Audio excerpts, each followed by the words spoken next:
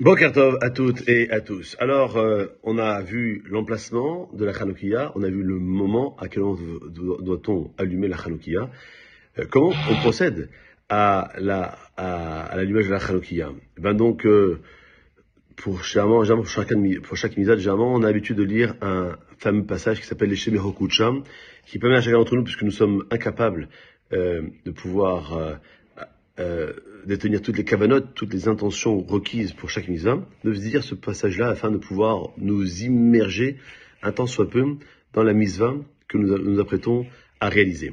En tout cas, dès qu'on a ou pas récité ce passage-là, nous réciterons le premier soir de Hanouka 3 brachot et l'autre soir 2 brachot. La première bracha, c'est Asher Kedishanu Notatanu Ladlik Ner Hanouka. Deuxième bracha, She'asanissim la Avotenu Bayomehem Bazemanazé. Et puis la troisième, qui sera uniquement pour le premier soir, She'echiyanu Ve'kriyemanu Ve'egianu la Zemanazé.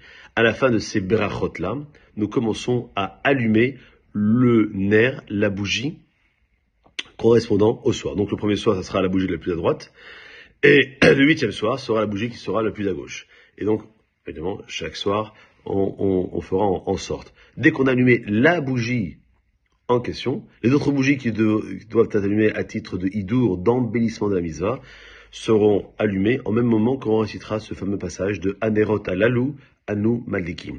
Lorsqu'on aura fini ce passage-là, on a l'habitude de rajouter le psaume 30, Mizmor Shir-Hanoukat à Baïl et David, et puis nous avons des ségoulottes, comme par exemple de réciter 7 fois le verset Vinoam Adonai Eloheinu Alenu Maaseh Adokona Enu Maaseh Adokonenu, celui du Tehillim 91, le Shevet Seter Elyon, de réciter certains le psaume 67, le Nasea Binginov Nenorshir en forme de menorah, comme vous pouvez le trouver dans le livre de prière dans les Sidurim. D'autres rajouteront Vatipal Hanavatoma, la prière de Hana, pour que elle demande à Kadosh d'avoir un enfant, elle aura le fameux prophète Shmuel. Et puis les chanter. Les chants de Hanouka, celui le plus connu évidemment, mais d'autres, si vous pouvez mettre pendant les soirs de semaine Internet, et vous verrez, et vous écouterez des chansons qui nous mettront un peu dans cette ambiance de la fête. C'est bien de rester une demi-heure face aux bougies sans rien faire. On ne travaille pas, on ne fait pas de ménage. La seule chose qu'on peut faire, c'est de manger des beignets, donc de les faire auparavant, de raconter des histoires à nos enfants, de dire merci à Hachem, d'étudier et de oublier son portable, la télévision et tout ce qui nous entoure durant toute l'année pendant cette demi-heure-là. Après cette demi-heure-là, on pourra vaquer nos occupations même si les bougies restent allumées.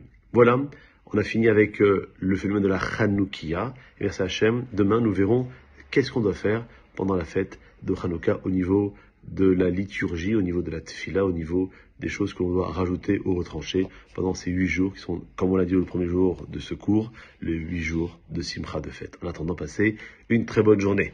Kol Tov.